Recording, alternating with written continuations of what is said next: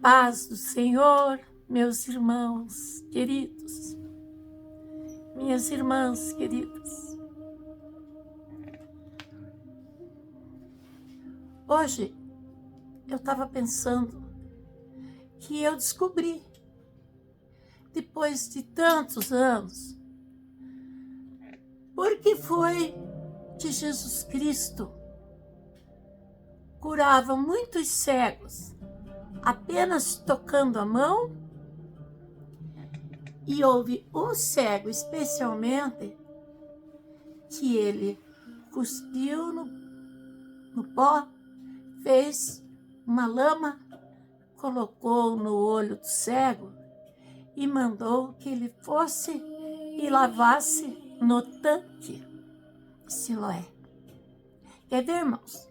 Vamos ver essa leitura que está. Evangelho de João, capítulo 9. A cura de um cego de nascença. E passando Jesus, viu um homem cego de nascença. E os seus discípulos lhe perguntaram, dizendo: Rabi, quem pecou, este ou seus pais, para que ele nascesse cego? Jesus respondeu: nem ele pecou, nem seus pais, mas foi assim para que se manifestassem nele as obras de Deus. Convém que eu faça as obras daquele que me enviou, enquanto é dia. A noite vem, quando ninguém pode trabalhar. Enquanto eu estou no mundo, eu sou a luz do mundo. Tendo dito isso, cuspiu na terra e com a saliva fez lodo. E untou com o lodo os olhos do cego. E disse: vai, lava-te no tanque de Siloé, que significa o enviado. Foi, pois, lavou-se e voltou vendo. Amém, irmãos? Bendita é a palavra de Deus. Sabe, irmãos, naquela época em que Jesus estava andando sobre a terra, as prostitutas, os aleijados e os cegos eram desprezados. E eles diziam que as pessoas estavam assim, aleijadas, cegas e tal, porque o pai e a mãe pecaram, ou alguém da família, ou a própria pessoa que estava doente havia pecado. Então, quando Jesus estava andando no caminho daquele cego, as pessoas passavam e olhavam aquele cego de nascença com aqueles olhos esbranquiçados e cuspiam, como que desprezando os cegos. E cuspiam muitas vezes no próprio rosto deles. E eles já estavam acostumados a sofrer aquela humilhação, mas ficavam ali esperando uma esmola para viver da ajuda de alguém que fosse bom de coração. As prostitutas também tinham que andar se escondendo, porque apedrejavam, cuspiam e queriam ver o mal daquela pessoa. Então aquele cego já estava acostumado a ser cuspido. Coitado, né, irmãos? Pense bem. Eu sempre me coloco no lugar das pessoas. Que triste, ele já não era uma criança, já era um adulto. E dessa infância humilhada, porque era o costume daquele povo. Era a tradição deles. Então, Jesus ia passando. E Jesus sabia de tudo o que estava acontecendo. Então, quando Jesus passou perto do cego, o cego pediu ajuda, me ajude, eu quero ver, me ajude. E Jesus cuspiu. Só que Jesus não cuspiu nele. Jesus cuspiu no chão. E aquele cego pensou: o Messias também cuspiu para mim.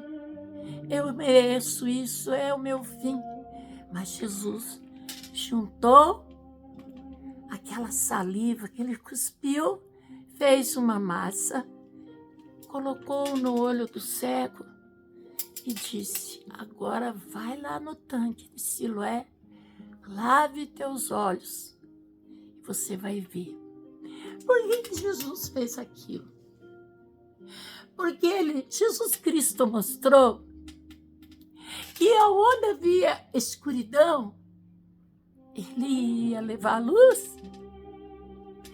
Que onde havia pobreza, miséria, ele estava levando a esperança. E no lugar de desonra, que ele era desonrado, cuspido, Jesus usou o cuspe para dar cura, para dar honra. Jesus Cristo é aquele que da desonra ele transforma em honra. Do lixo, do monturo, ele levanta o caído. Que coloca o pobre no lugar de honra, de destaque. Que ele quer ver um povo feliz. Assim como ele quer ver você feliz. Quer ver a mim, nós, felizes. Que maravilha, irmão. Eu fui descobrir agora, semana passada, dos rapazes que fizeram um retiro, e nesse retiro eles aprenderam que Jesus cuspiu porque ele quebrou a desonra, a humilhação que as pessoas vinham sofrendo, assim como da mesma maneira ele perdoou Madalena. Então, irmãos, esse Jesus Cristo, ele tem tantas surpresas agradáveis, tanta novidade, que emociona a gente. A cada dia, uma coisa diferente. Também achei muito bonito essa semana, um policial contando que ele foi passar por o trilho, que eles foram chamados para irem nos trilhos de um trem, que havia um rapaz morto, um jovem morto lá no meio dos trens. Eu não sei se encontraram ele assim, ou se houve atropelamento, eu não sei. Sei que o policial só descreveu na internet.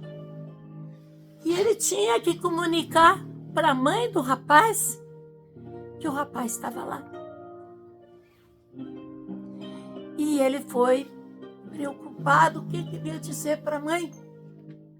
Chegou na casa, bateu na porta, a mãe veio. Quando a mãe veio, ela já estalou os olhos. O rapaz disse: a senhora que é a mãe do rapaz, tal, ela disse: sou eu.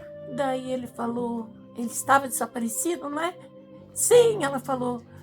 O policial disse: nós achamos ele. Naquele momento ela caiu de joelho. Ela caiu de joelho, levantou as mãos para o céu e disse: obrigado, Senhor Jesus Cristo. O Senhor recolheu meu filho. E aquele policial, sem entender, disse: mas a senhora sabia de alguma coisa? Ela disse: não, eu sou de Jesus. Eu sou crente e eu orei. Eu tirei o meu filho do mundo das drogas, do crime, e ele ficou fora. E ele aceitou Jesus Cristo. E quando ele saiu, há dias atrás, eu clamei: Senhor Jesus Cristo, antes que o meu filho novamente caia no inferno, leva ele com o Senhor. Não deixe ele voltar de novo para o crime, nem para as drogas. E eu tinha certeza do que eu pedi. Enquanto ele está salvo, leva ele, Senhor Jesus Cristo. Por isso eu te digo, meu rapaz, falou ela para o policial, ele está com Jesus e quando eu sair dessa terra, eu vou me encontrar com ele. Que fé, né, irmãos? que fé! Uma fé dessa vale a pena viver descansando nas mãos do Senhor.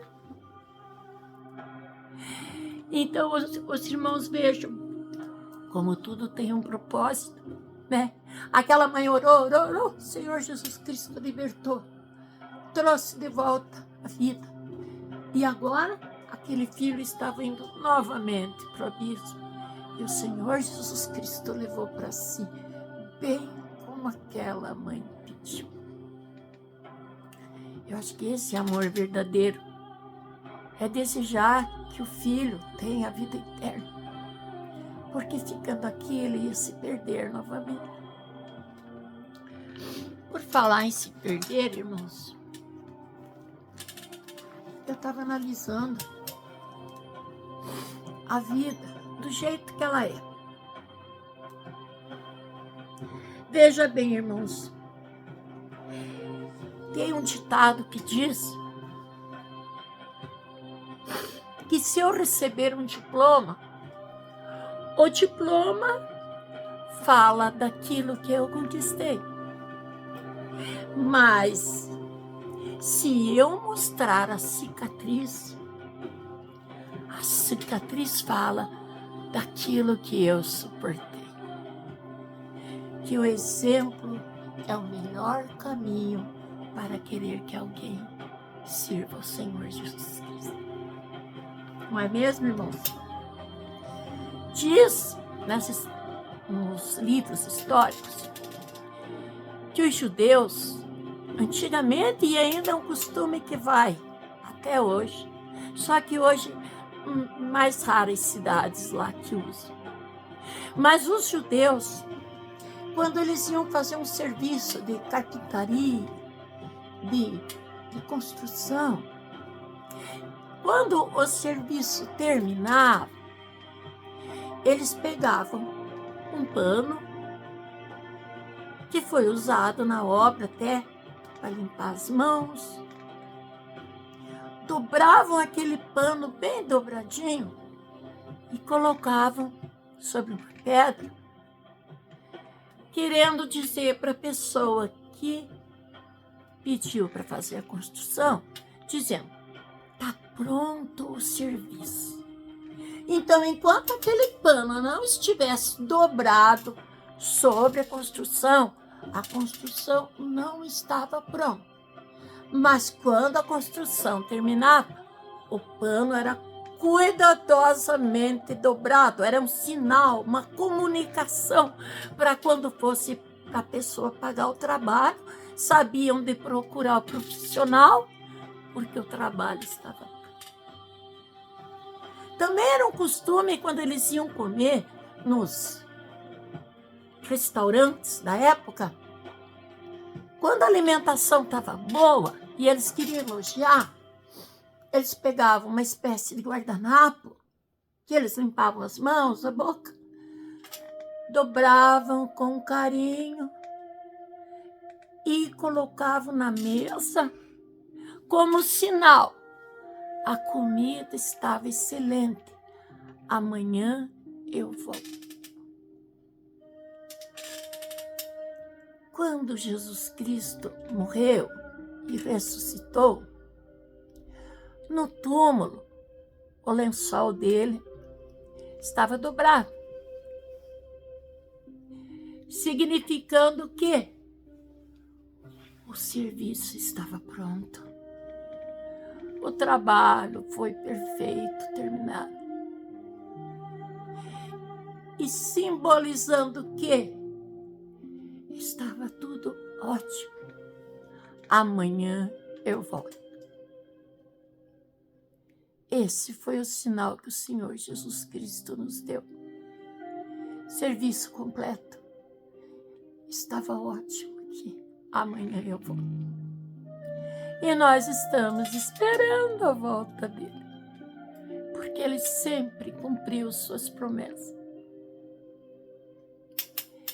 Sabe, irmãos, nesses últimos dias, sim, conversei com pessoas que perderam entes queridos e Na verdade, as coisas acontecem tão de repente, porque no mesmo momento que as pessoas estão conversando, que de repente um já fica doente, ou vai para o hospital, outros vão morte súbita, outros são, maneiras mais trágicas.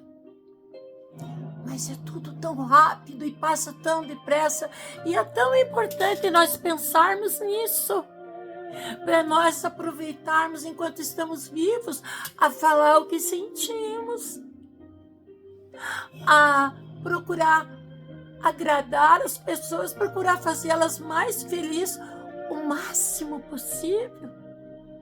Porque depois que ou ficamos sozinhos ou vamos embora, não há mais o que fazer. Seja pais que perdem os filhos, ou que nem essa mãe que perdeu o filho, seja esposo que fica viúvo, esposa que fica viúva, filhos que perdem os pais. Então o importante é, enquanto estamos sóbrios, lúcidos, falar as coisas que nós gostaríamos de falar e nunca falamos. Eu tenho muita empatia, sabe? Eu tenho mania de passar para outra pessoa o problema que ela vive. E eu penso como seria a minha vida se, que Deus o livre, eu perdesse alguém. Já perdi pai, já perdi irmã, já perdi sogra, avó, tanta gente que eu amava.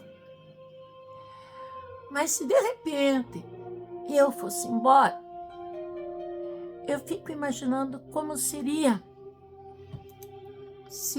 os que aqui ficassem. Daí eu fiquei imaginando e eu escrevi alguma coisa parecido, porque cada um de nós pode pensar nisso. O nome do nosso quadro hoje é Quando Eu Partir. Então, a gente fica pensando, como será quando eu partir? Porque se você perguntar se eu quero partir, não. Eu quero ver meus netos crescerem, quero ver meus filhos casarem, quero realizar muita coisa, quero conhecer mais do meu Jesus, quero conversar muito mais com vocês. Mas eu fico imaginando, se eu partisse, como seria a visão de alguém que está ao meu lado. E você fica imaginando se você perder alguém que você ama mesmo. Como seria o outro dia? Como diz o ditado, o dia seguinte é o mais doloroso, não é? Então eu fiz assim, algo assim. Quando eu partir e você acordar, vai ver o meu lugar vazio na cama. Vai olhar e vai avistar os meus chinelos. Dizem até que o chinelo se parece com o dono. Se você entrar no banheiro, vai ver a minha escova de dentes. Vai ver a escova de cabelos. Por certo, ali naquela escova haverá alguns fios de cabelo contendo o meu DNA. Por certo, há de ver o meu perfume. E vai olhar as roupas. Por certo, vai sentir o cheiro das roupas. Vai ver que os documentos estão lá, que os medicamentos não mais precisarão ser usados por mim. Vai ver o meu celular. então se dará conta que já não estou mais aqui. Eu não fugi, nem fui arrebatada. Eu segui outro rumo, diferente do que eu havia seguido. Por certo, há de olhar fotos, até parece ouvir a minha voz. E quando a solidão for grande, há de assistir meus vídeos, há de lembrar o lugar onde eu sentava na mesa ou fora da mesa, há de lembrar a xícara, o talher ou o prato que mais usava. Há de lembrar das coisas que gostava de saborear. Há de lembrar das advertências ou das brincadeiras, das tristezas ou das alegrias, das dores, das enfermidades. Só que já não há mais nada a fazer. Há de lembrar dos abraços, dos beijos. Mas acabou. Já não tem mais como recomeçar. Então, talvez nas noites mais frias e mais tristes, talvez molhe o travesseiro um pouquinho ou muito, cada um é cada um. Mas você não estará só. Tem alguém que cuida de você como cuidou de mim. Tem alguém que chora com você, que sorri com você, que te ama tanto, muito mais do que eu. Porque deu a vida por ti. Porque te deu a vida 2 vezes. Primeiro te fez nascer e depois te deu a salvação pela sua morte na cruz.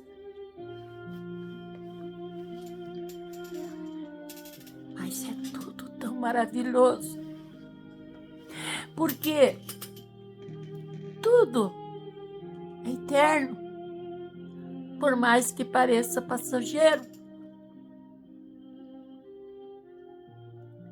Porque tudo pertence a um Deus que tudo sabe, tudo vê.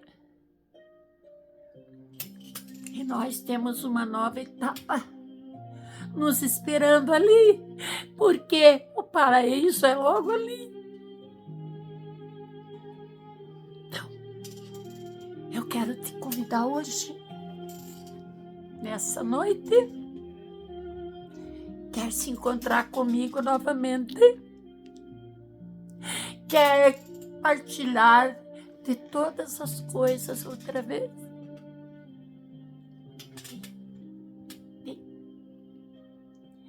Siga o caminho que eu segui, o caminho que eu trilhei, as renúncias que eu fiz para provar o meu amor por Ele.